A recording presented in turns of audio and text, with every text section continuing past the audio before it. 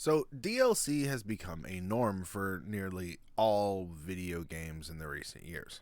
Expansion packs in years of yore were exciting because they were almost entirely new games, but as the years have passed, expansion packs have evolved into what DLC is now. Man, that was a mouthful to say. I'm not going to argue if expansion packs being gone is a good or bad thing. I definitely have my opinions on this, but when it comes to fighting games, it's extremely difficult for me to dislike DLC, and in this video, I'm going to try my best to explain that. Hot take and spoilers beware. And anyways, let's get into this.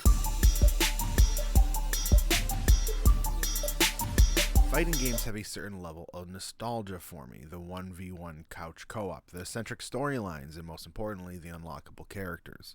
I remember my cousin and I going through the entire Tekken series, unlocking all the characters. I eventually did this by myself in other games, but Melee definitely comes to mind. This was all before the internet was, well, the internet. So getting an unlockable character was hype as hell. A new challenger approaching. Man, I remember there would be arguments between friends and family on who got to fight the unlockable character to make sure that he stayed unlocked. It was of course simpler times, and unlocking characters nowadays, to be honest, does not give me the same enjoyment. While playing through Super Smash Bros. Ultimate, you are required to unlock nearly all the characters. Maybe I'm the odd man out here, but I didn't like it. I felt like it was a burden, not a reward. When I unlocked the final character, I did not feel accomplished. I felt relieved.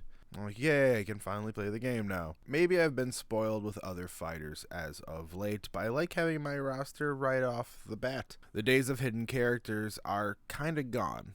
Like I mentioned, the internet is, well, the internet now. You can't really hide that stuff anymore. So Phil, what does any of this have to do with DLC? Well, our favorite game developers have, found a way for us to have that feeling again of a new character being alive and well. And that is through DLC characters. Ask anyone that's even vaguely a fighting game fan will tell you they have a certain character reveal they have that they remember fondly of.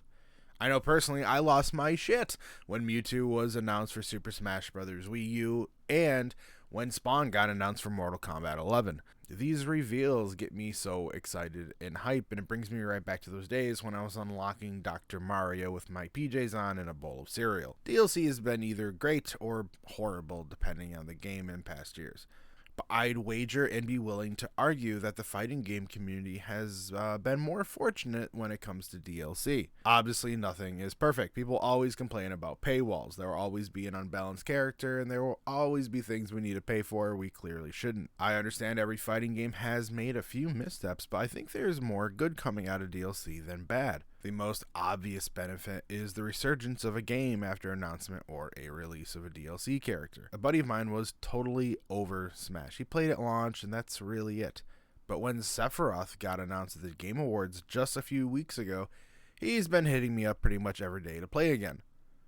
And this goes even farther because of the fact it's a guest character.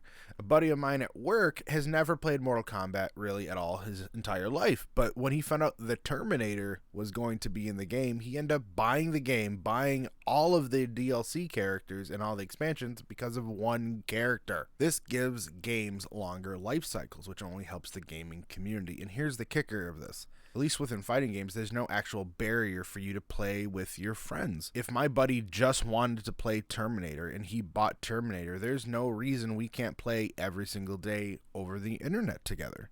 Most other genres have certain maps or missions that are behind said walls or barriers, forcing you to buy their content so you can play with your friends. For fighting games, the only thing that happens is there's some updates for each character. You may not be able to play certain characters online, but you can face them. And I think that's pretty awesome. A lot of people argue over the season pass, battle pass, fighter pass, whatever we're calling it, and it's never worth it. Now, I know this isn't the case for all DLC, but in my usual experience, it's 100% worth it.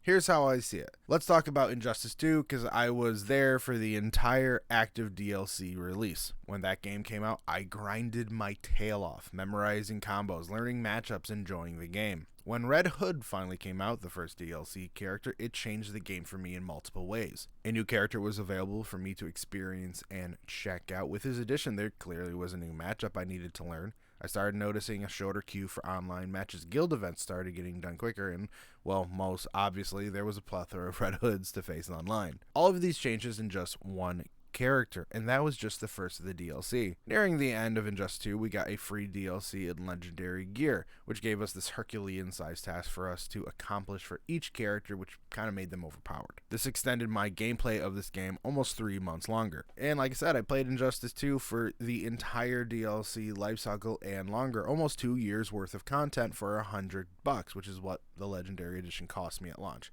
Netflix, by the way, is $108 for a year, just to put that in perspective.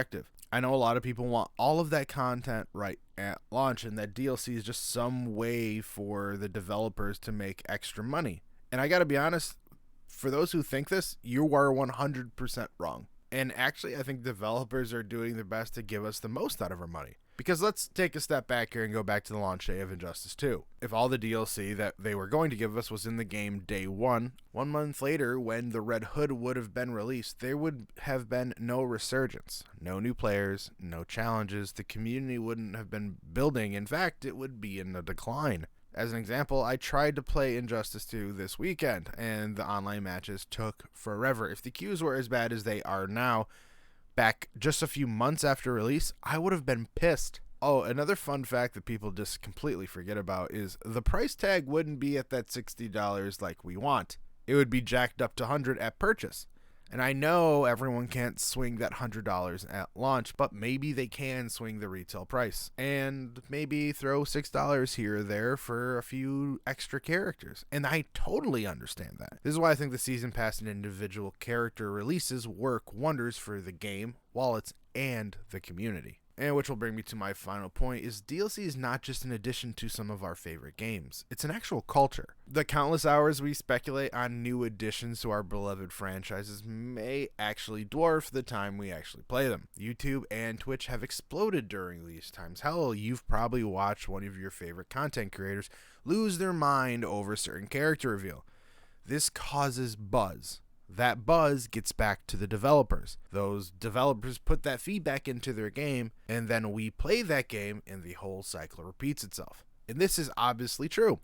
Banjo-Kazooie got in for Smash. Melina came back for Mortal Kombat. The YouTube videos, Facebook groups, and tweets are just an ever-growing branch of the fighting game community. Now, I mentioned earlier, DLC is not perfect, and all companies have made a few missteps. Maybe some more than most, but I would be crushed if this part of the community was gone. Warts and all, I love downloadable content. I love DLC, and I don't want it to go away at all. The good, the bad, and the horrific, I want it all. But what do you think? Do you like DLC? Do you not like DLC? Let me know in the comments below.